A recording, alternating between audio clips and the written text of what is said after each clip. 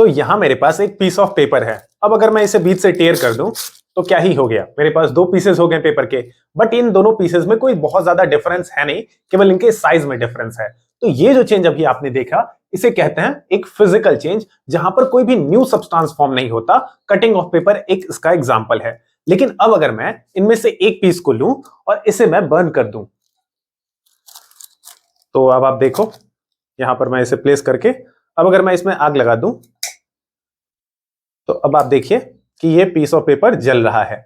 अब ये जब जल रहा है तो यहां पर हीट रिलीज हो रही है, गैस रिलीज हो रही है एंड लाइट भी रिलीज हो रहा है साथ में। और आप देखो ये पेपर जब कंप्लीटली जल गया तो अब इसका कलर भी चेंज हो चुका है। अब ये व्हाइट नहीं रहा, अब ये ब्लैक हो चुका है। दोनों पीसेस में अगर आप कंपैरिजन कीजिए तो पहले जो एक जैसे लग रहे थे तो ये अभी भी व्हाइट है, जबकि इस पेपर के शेप में और कलर में बहुत सारी चेंजेस आ चुके हैं। तो ये जो चेंज होता है जहां पर कहीं पर एनर्जी इन्वॉल्व हो, किसी ना किसी फॉर्म में एनर्जी या तो रिलीज हो रहा है या तो एनर्जी एब्सॉर्ब हो रहा है, उसे हम कहते हैं एक केमिकल चेंज। और केमिकल चेंज को समझने का बेस्ट एग्जांपल ये है कि केमिकल चेंज में एक न्यू सब्सटेंस फॉर्म होता है। तो ये हो गई बात केमिकल चेंज की। अगला एग्जांपल देखते हैं। फिजिकल चेंज में हम देख सकते हैं मेल्टिंग ऑफ आइस एक इसका बहुत ही अच्छा एग्जांपल है। यहां पर अगर मैं आपको दिखाऊं तो ये है आइस। इस बीकर में आपको आइस दिख रहा होगा। तो अगर मैं इस आइस को आपको दिखाऊं तो ये देखिए ये आइस धीरे धीरे मेल्ट हो रहा है और ये वाटर में कन्वर्ट हो रहा है। बट इसमें कोई बहुत बड़ा चेंज नहीं हो गया। वापस से हम इस वाटर को कलेक्ट करके इसे फ्रीज करके वापस से आइस में कन्वर्ट कर सकते हैं हम। तो आइस से वाटर बनाना या फिर वाटर से आइस बनाना ये एक फिजिकल चेंज है, क्योंकि यहां पर कोई न्यू सब्सटेंस फॉर्म नहीं हो रहा है, ये एक ही सब्सटेंस है। केमिकल चेंज में अगर हम बात करें तो रस्टिंग केमिकल चेंज होता है। रस्टिंग में क्या होता है? रस्टिंग सिंपली जंग लगना। तो अगर आप आयरन के ऑब्जेक्ट को देखेंगे तो आयरन के ऑब्जेक्ट्स में कुछ समय बाद due to moisture and oxygen के साथ वो रिएक्ट करके वो रस्ट में कन्वर्ट हो जाता है। तो आयरन एक अलग सब्सटेंस है, जबकि जब वो रस्ट बनता है तो आयरन ऑक्साइड में कन्वर्ट होता है। तो आयरन एंड आयरन ऑक्साइड दो अलग अलग चीजें होती हैं। तो ये एक न्यू सब्सटेंस फॉर्म हुआ। तो यहां पर हम कह सकते हैं कि ये एक केमिकल चेंज है। अगर मैं आपको यहां पर दिखाऊं तो आप देख सकते हो कि यहां मेरे पास दो प्लायर्स हैं। अगर आपको ये विजिबल हो रहा होगा तो इस प्लायर को आप देखो, इसका सरफेस काफी ज्यादा शाइनी है, ये चमक रहा है, यहां पर कोई भी डलनेस नहीं है, इसकी रस्टिंग नहीं हुई है अभी। जबकि इस आयरन को अगर आप देखो तो इसकी रस्टिंग हो चुकी है, ये जंग लगा हुआ है, ये आपको ब्राउन कलर का दिख रहा होगा। तो ये रस्टिंग जो है ये एक केमिकल प्रोसेस होता है, केमिकल चेंज है। नेक्स्ट एग्जांपल देखते हैं फिजिकल चेंज में, ब्रेकिंग अ मेटल। अब किसी भी चीज को ब्रेक कर सकते हैं हम, कोई प्लास्टिक का सब्सटेंस हो, कोई वुडन सब्सटेंस हो। फॉर एग्जांपल ये एक प्लास्टिक का सब्सटेंस है, अगर मैं इसे यहां बीच से तोड़ दूं तो ये अभी भी प्लास्टिक ही है, बस इसके दो अलग अलग पीसेस हो गए। तो ये एक फिजिकल चेंज है, यहां पर नया सब्सटेंस कोई फॉर्म नहीं हुआ, वही सब्सटेंस है, बस उसके पीसेस हो चुके हैं। मेटल के केस में भी यही सेम बात है। ये यहां पर मेरे पास एक मेटल का वायर है। अब अगर मैं इस मेटल के वायर में से एक पीस को अगर कट कर लूं लाइक दिस, तो ये क्या हो गया? अब बस इसके पीसेस अलग अलग हो गए। फिलहाल ये है तो आखिर आफ्टर ऑल मेटल ही। तो ये एक फिजिकल चेंज है। फिजिकल चेंज में इन सारे एग्जांपल्स को हम कंसीडर कर सकते हैं। अच्छा, इसका एक और बहुत अच्छा एग्जांपल हम लोग कंसीडर करते हैं, which is breathing and respiration. क्योंकि इसमें बहुत लोगों को कंफ्यूजन होता है कि ब्रीथिंग और रेस्पिरेशन सेम चीज है, जबकि ये डिफरेंट है। ब्रीथिंग में हम सिंपली क्या करते हैं कि हम एयर को अंदर इनहेल करते हैं और फिर उसे एक्सहेल करते हैं, तो ये ब्रीथिंग है। तो ब्रीथिंग में क्या होता है कि हम गैसेस को इनहेल जब कर रहे हैं, बाकी फिर उन्हीं गैसेस को एक्सहेल कर दे रहे हैं। तो इसमें कोई ऐसा नया सब्सटेंस फॉर्म नहीं हो रहा है। सच ऐसा नहीं होता है कि हम ऑक्सीजन को इनहेल करते हैं तो बाहर निकालते समय हम आर्गन गैस को रिलीज कर रहे हैं या जेनॉन गैस को रिलीज कर रहे हैं, ऐसा कुछ नहीं होता है। कोई नया सब्सटेंस फॉर्म नहीं हो रहा है, सिंपली गैसेस का एक्सचेंज होता है, परसेंटेज इधर उधर हो सकते हैं। जबकि रेस्पिरेशन वर्ड का मतलब बिल्कुल ही डिफरेंट है। रेस्पिरेशन का मतलब होता है हमारी बॉडी, जब हमारे बॉडी में जब फूड का इंटेक होता है तो उस फूड को ब्रेक डाउन करने के बाद जो एनर्जी रिलीज होता है, इस कंप्लीट प्रोसेस को कहते हैं रेस्पिरेशन। फूड बॉडी में इंटेक हुआ और उस फूड के ब्रेकडाउन से जो एनर्जी रिलीज हुआ उसे कहते हैं रेस्पिरेशन। तो यहां पर एनर्जी रिलीज होता है, न्यू सब्सटेंसेस, जो पुराना सब्सटेंस था फूड, उसके कई केमिकल्स टूटेंगे, नए बॉन्ड्स बनेंगे, तो ये एक केमिकल चेंज है। जबकि ब्रीथिंग एक फिजिकल चेंज होता है। अगला केमिकल चेंज है फोटोसिंथेसिस। तो फोटोसिंथेसिस एक बहुत अच्छा एग्जांपल है। फोटोसिंथेसिस आपने पहले भी पढ़ रखा होगा। कार्बन डाइऑक्साइड एंड वाटर के प्रेजेंस में प्लांट जो है अपना फूड बनाते हैं, सनलाइट एंड क्लोरोफिल के प्रेजेंस में। तो ये भी एक केमिकल चेंज कहलाएगा, क्योंकि यहाँ पर जो पुराने सब्सटेंसेस थे like carbon dioxide, gas, water, अब वो कन्वर्ट होकर ग्लूकोज में कन्वर्ट हो रहे हैं। तो पुराने सब्सटेंसेस न्यू सब्सटेंसेस में कन्वर्ट हो रहे हैं, तो ये भी एक केमिकल चेंज है।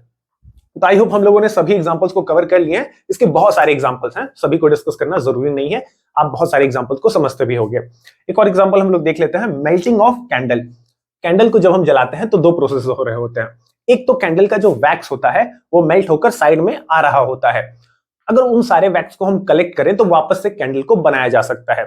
बट दूसरी ओर कैंडल का कुछ वैक्स वेपराइज भी हो रहा होता है, यानी कि वो वैक्स अब गैसियस स्टेट में कन्वर्ट हो रहा होता है। तो जहां पर बर्निंग ऑफ कैंडल की हम बात करेंगे तो वो एक केमिकल चेंज है, जबकि मेल्टिंग ऑफ कैंडल एक फिजिकल चेंज होता है। तो दोनों में स्लाइट डिफरेंस है, आपको ये भी ध्यान में रखना है। वैसे इसके और भी बहुत सारे एग्जांपल्स हो सकते हैं, आप कुछ एग्जांपल्स खुद से भी सोचिएगा। मेन जो अब बात है वो ये है कि केमिकल चेंज या फिर फिजिकल चेंज होने का रीजन क्या होता है। रीजन बहुत ही इंपॉर्टेंट है, क्योंकि यहीं से हमारा कंसेप्ट आगे चलेगा। तो अगर हम फिजिकल चेंजेस की बात करें तो कुछ एग्जांपल्स आप पहले ध्यान पे रखना कि कहीं पर भी ब्रेकिंग आ जाए वर्ड, मेल्टिंग आ जाए, कटिंग आ जाए, तो ये सब फिजिकल चेंजेस के कैटेगरी में होंगे। केमिकल चेंजेस में क्या होगा, बर्निंग वर्ड कहीं पर भी आ जाए तो आपको ध्यान रखना है कि बर्निंग से केमिकल चेंज इन्वॉल्व रिलेटेड होता है। रीजन की बात करते हैं कि फिजिकल चेंज का आखिर रीजन क्या होता है। रीजन जानना बहुत ही इंपॉर्टेंट है। तो फिजिकल चेंज होने का रीजन होता है किसी भी जगह पर अगर फिजिकल कंडीशंस में चेंजेस आ रहे होंगे, physical conditions like temperature, pressure. For example melting of candle में क्या हुआ, हम लोग अगर कैंडल के टेम्परेचर को बढ़ाते हैं तो वैक्स जो होता है वो मेल्ट होने लगता है। मेल्टिंग ऑफ आइस में भी अगर टेम्परेचर को बढ़ाया गया तो आइस मेल्ट होने लगा, तो यहां टेम्परेचर इन्वॉल्व है। तो कभी भी फिजिकल फैक्टर्स अगर चेंज हो रहे होते हैं तो फिजिकल फैक्टर्स के चेंजेस के कारण जिस टाइप का चेंज होता है उसे हम कहते हैं physical change. Cutting of paper में क्या था, अगर हम पेपर पर फोर्स लगाएं, प्रेशर लगाएं तो पेपर फट जाएगा, ठीक है। तो ये सारे जो फैक्टर्स होते हैं फिजिकल फैक्टर्स, अगर इनके कारण कोई चेंज होता है तो उसे फिजिकल चेंज कहते हैं।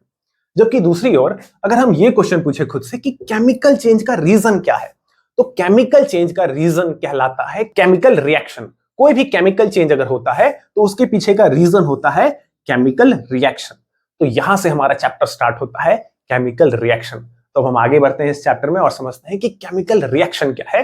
फिलहाल आपने ये समझ लिया कि केमिकल चेंजेस का रीजन कहलाता है केमिकल रिएक्शन। कोई भी केमिकल चेंज अगर हो रहा है तो उसके पीछे रीजन जो है वो है केमिकल रिएक्शन। अब हम सीखते हैं केमिकल रिएक्शन को। तो अब तक हम लोगों ने समझ लिया कि physical change and chemical change क्या होता है। साथ ही हम लोगों ने यह भी जाना कि केमिकल चेंज के रीजन को समझने के लिए हमें समझना होगा केमिकल रिएक्शन को, क्योंकि केमिकल रिएक्शन ही हमें केमिकल चेंज के रीजन को एक्सप्लेन करता है। ठीक है, तो केमिकल रिएक्शन को अब समझते हैं, देखते हैं कि इसका डेफिनेशन क्या होता है। Definition of chemical reaction. तो केमिकल रिएक्शन एक प्रोसेस है, इट इज अ प्रोसेस। इस प्रोसेस में क्या होता है, वन और मोर सब्सटेंसेस, एक या एक से ज्यादा सब्सटेंसेस जिन्हें कि रिएक्टेंट कहा जाता है, बाद में मैं इसका मीनिंग भी समझाऊंगा, आर कन्वर्टेड या फिर ट्रांसफॉर्म्ड इनटू वन और मोर न्यू सब्सटेंसेस जिन्हें कि प्रोडक्ट कहा गया। तो केमिकल रिएक्शन एक प्रोसेस है जिसमें कोई पुराना सब्सटेंस, एक या एक से ज्यादा पुराना सब्सटेंस किसी न्यू सब्सटेंस में कन्वर्ट हो रहा है। इस कंप्लीट प्रोसेस को ही केमिकल रिएक्शन कहते हैं। केमिकल रिएक्शन क्या है, एक प्रोसेस है जिसमें न्यू सब्सटेंसेस फॉर्म्ड हो रहे हैं पुराने वाले सब्सटेंसेस से। तो ये जो कन्वर्जन है, ये जो प्रोसेस है, इसे ही कहा गया केमिकल रिएक्शन। इसके कई सारे डेफिनेशंस हो सकते हैं, तो आप कोई भी एक डेफिनेशन याद कर सकते हो। ओके, अगली बात ये याद रखिए कि कभी भी अगर केमिकल रिएक्शन होता है तो वहां पर एनर्जी या तो एब्जॉर्ब होगा या तो एनर्जी रिलीज होगा। एनर्जी किस फॉर्म में, एनर्जी के तो बहुत सारे फॉर्म्स है, तो एनर्जी या तो हीट के फॉर्म में या लाइट के फॉर्म में या इलेक्ट्रिसिटी के फॉर्म में। इसके बारे में ज्यादा डिटेल्स हमें चैप्टर में और आगे देखने को मिलेगा। तो सिंपल सी बात ये याद रखिए कि केमिकल रिएक्शन जब भी होता है वहां पर एनर्जी इन्वॉल्व होता है। एनर्जी का या तो इनटेक हो रहा होता है या तो एनर्जी रिलीज हो रहा होता है, एब्जॉर्ब या फिर रिलीज। पहला पॉइंट। एक और इंपॉर्टेंट पॉइंट, कभी भी केमिकल रिएक्शन होगा तो वहां पर बॉन्ड फॉर्मेशन होता है या फिर बॉन्ड ब्रेकिंग होता है। Sorry, bond formation and bond breaking दोनों ही हो रहे होते हैं किसी भी केमिकल रिएक्शन में। बॉन्ड का मतलब क्या है, बॉन्ड को आप सिंपली समझिए कि एक फोर्स है जो कि एटम्स को एक साथ जोड़े रखता है। तो कभी भी अगर केमिकल रिएक्शन होगा तो वहां पर बॉन्ड्स बनेंगे और पुराने वाले बॉन्ड्स टूटेंगे। तो ये दोनों बातें भी आपको केमिकल रिएक्शन से रिलेटेड याद रखनी है। अब केमिकल रिएक्शन का बहुत ज्यादा डिस्कशन हो गया, केमिकल रिएक्शन क्या होता है ये हम लोगों ने समझ लिया। तो अब हम इसे एक एग्जांपल से समझते हैं ताकि हमें इस टॉपिक पर और ज्यादा क्लियरिटी मिल सके। तो एक बहुत ज्यादा इंपॉर्टेंट रिएक्शन है जो कि हमारे कोर्स में गिवन है, मैग्नीशियम मेटल का रिएक्शन विद ऑक्सीजन, जो कि मैग्नीशियम ऑक्साइड फॉर्म होता है। इस पर्टिकुलर रिएक्शन से रिलेटेड बहुत सारे क्वेश्चंस बनते हैं हमारे बोर्ड एग्जामिनेशंस के अंदर और स्कूल एग्जामिनेशंस के अंदर। तो इस रिएक्शन को बिल्कुल भी हल्के में नहीं लेना है, इसको हमें कंप्लीट डिटेल्स में जानना है। तो इस रिएक्शन पर बेस्ड एक कंप्लीट प्रैक्टिकल वीडियो जिसमें मैंने इस रिएक्शन के सारे कंसेप्ट्स को कवर किए हैं, उसका लिंक आपको इस वीडियो के डिस्क्रिप्शन में मिल जाएगा, जहां से जाके आप इस पूरे रिएक्शन को बहुत ही ज्यादा डिटेल में समझ सकते हो, जहां पर मैंने केवल रिएक्शन को ही एक्सप्लेन किया है, जो कि मेरे दूसरे चैनल का लिंक है। फिलहाल हम यहां पर इस रिएक्शन को एक शॉर्ट टर्म में देख लेते हैं कि जल्दी से कि ये रिएक्शन होता क्या है। तो मैग्नीशियम एक मेटल है, मैं आपको दिखा देता हूं। ये है मैग्नीशियम मेटल। अभी आप देख सकते हो कि आपके सामने मैग्नीशियम मेटल है, ये रिबन के फॉर्म में अरेंज्ड है, तो मैग्नीशियम रिबन भी इसे कहा जाता है। मैग्नीशियम मेटल को अगर एयर में जलाया जाए, एयर में पर्टिकुलरली जलाने का ये मतलब होता है हमारा कि एयर में प्रेजेंट ऑक्सीजन के साथ अगर मैग्नीशियम मेटल को जलाया जाए तो ये एक सब्सटेंस फॉर्म करता है, एक न्यू सब्सटेंस फॉर्म करता है, मैग्नीशियम ऑक्साइड। अच्छा, एक बात मैं यहां पर क्लियर कर दूं, बहुत सारे बच्चों को ये कंफ्यूजन रहता है कि मैग्नीशियम और मैग्नीशियम ऑक्साइड में कोई बहुत ज्यादा डिफरेंस नहीं है। आप क्लियर रहिए इस बात से कि मैग्नीशियम एक बिल्कुल ही डिफरेंट सब्सटेंस है और मैग्नीशियम ऑक्साइड एक कंप्लीटली न्यू सब्सटेंस है। दोनों में सिमिलैरिटीज नहीं है। मैग्नीशियम से ही मैग्नीशियम ऑक्साइड बनता है, बट केमिस्ट्री के सेंस में ये दोनों अलग अलग सब्सटेंसेस, इन्हें आपको एक करके नहीं देखना है, दोनों अलग अलग है, दोनों की प्रॉपर्टीज अलग होगी। तभी तो हम कहेंगे कि न्यू सब्सटेंस फॉर्म हो रहा है, मैग्नीशियम से न्यू सब्सटेंस फॉर्म हुआ मैग्नीशियम ऑक्साइड। तो आपको इन्हें डिफरेंट तरीके से देखना है। तो चलिए अब हम इस रिएक्शन को करते हैं। मैं इसमें से एक पीस को ब्रेक कर लेता हूं, जल्दी से इसे जलाने की कोशिश करता हूं। बट इसे जलाने से पहले एक और इंपॉर्टेंट बात आप यहां पर भी सुन लीजिए और आपको प्रैक्टिकल वीडियो में इस पर डिटेल भी मिल जाएगा। मैग्नीशियम मेटल को जलाने से पहले हमें इसके सरफेस को क्लीन करना होगा। क्यों क्लीन करना होगा? अभी आप देख रहे हो कि इसका सरफेस डल हो चुका है। डल इसलिए हुआ क्योंकि ये मैग्नीशियम मेटल जब एयर में प्रेजेंट होता है तो ये एयर के साथ रिएक्ट करके मैग्नीशियम ऑक्साइड का एक लेयर फॉर्म कर लेता है अपने ऊपर। तो इस लेयर के फॉर्मेशन के कारण अब इसे बर्न करने में हमें दिक्कत आएगी, ये अच्छे से बर्न नहीं होगा। इसलिए पहले हम सैंड पेपर की हेल्प से इसे क्लीन करेंगे। ठीक है, तो ये सैंड पेपर है, इससे इसे रब करके क्लीन किया जाता है। मैंने एक पीस को यहां पर ब्रेक कर लिया है और हम इसे रब करके क्लीन करते हैं जल्दी से। तो आप यहां पर देख सकते हो कि ये थोड़ा तो क्लीन हो ही गया। अब मैं लाइट्स को ऑफ करता हूं और जल्दी से इसे जलाकर आपको दिखाता हूं।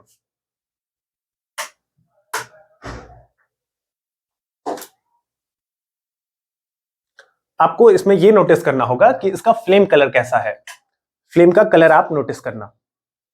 हम इसे बर्न करते हैं।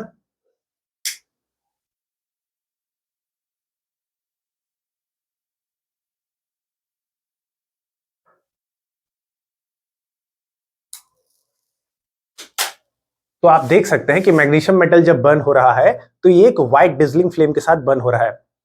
व्हाइट फ्लेम के साथ बर्न हो रहा है। अब हम इसके ऐश को कलेक्ट कर लेंगे।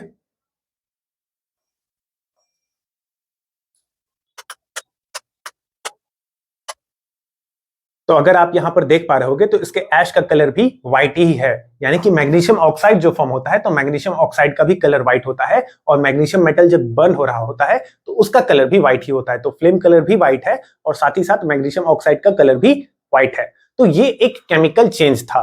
केमिकल चेंज क्यों था, अब आप इसका रीजन समझते हैं। तो हमारे पास कुछ पुराने सब्सटेंसेस थे, कुछ ओल्ड सब्सटेंसेस थे, मैग्नीशियम और ऑक्सीजन। ऑक्सीजन कहां से आया? एयर से आया। इन दोनों का रिएक्शन हुआ, हीट इन्हें मिला तो इनका रिएक्शन हुआ और ये कन्वर्ट हुए न्यू सब्सटेंस में, जो कि बना राख के फॉर्म में मैग्नीशियम ऑक्साइड। तो इस तरह के प्रोसेस को कहते हैं एक केमिकल चेंज, जहां पर ओल्ड सब्सटेंसेस, पुराने सब्सटेंसेस जिन्हें कि रिएक्टेंट्स कहा जाता है, वो कन्वर्ट होते हैं न्यू सब्सटेंसेस यानी कि प्रोडक्ट्स के अंदर। तो ये एक एग्जांपल है केमिकल रिएक्शन का। यहां पर आप समझते चलिए कि रिएक्टेंट एंड प्रोडक्ट किसे कहते हैं। वैसे यहां पर क्लियर हो रहा होगा कि रिएक्शन से पहले जो कुछ भी हमारे पास था, रिएक्शन से पहले यहां पर हमारे पास मैग्नीशियम एंड ऑक्सीजन था, तो ये रिएक्टेंट्स हो गए और रिएक्शन के बाद जो कुछ भी मिलेगा वो हमें प्रोडक्ट के फॉर्म में मिलेगा। तो रिएक्शन के बाद जो बना वो प्रोडक्ट मिला और रिएक्शन से पहले जो कुछ भी था वो था रिएक्टेंट। डेफिनेशन भी पढ़ लेते हैं। Substances which are required to start a chemical reaction, वो सब्सटेंसेस जिनकी हेल्प से केमिकल रिएक्शन को स्टार्ट किया जाता है। अब आप सोचो कि हमारे पास मैग्नीशियम ही नहीं होता, ऑक्सीजन ही नहीं होता, तो क्या ये केमिकल रिएक्शन कभी पॉसिबल था? नहीं पॉसिबल था। तो जो सब्सटेंसेस हमें किसी केमिकल रिएक्शन की स्टार्टिंग में चाहिए होते हैं, किसी केमिकल रिएक्शन को स्टार्ट करने के लिए चाहिए होते हैं, उन्हीं सब्सटेंसेस को हम कहते हैं रिएक्टेंट्स। और इन्हें लिखा जाता है लेफ्ट हैंड साइड में। तो आप देखिए इन्हें लेफ्ट हैंड साइड में लिखा गया है। प्रोडक्ट्स क्या होते हैं? New substances which are formed after a chemical reaction. जो नए सब्सटेंसेस केमिकल रिएक्शन होने के बाद जो नए सब्सटेंसेस बनते हैं उन्हें ही कहा जाता है प्रोडक्ट, और इन्हें लिखा जाता है राइट हैंड साइड में। तो आप देखो प्रोडक्ट्स को राइट हैंड साइड में लिखा गया है, यहां पर मैग्नीशियम ऑक्साइड एक प्रोडक्ट है। तो आई होप आपको यहां तक की चीजें समझ में आई होगी। अब हम नेक्स्ट लेक्चर में पढ़ेंगे characteristics of a chemical reaction.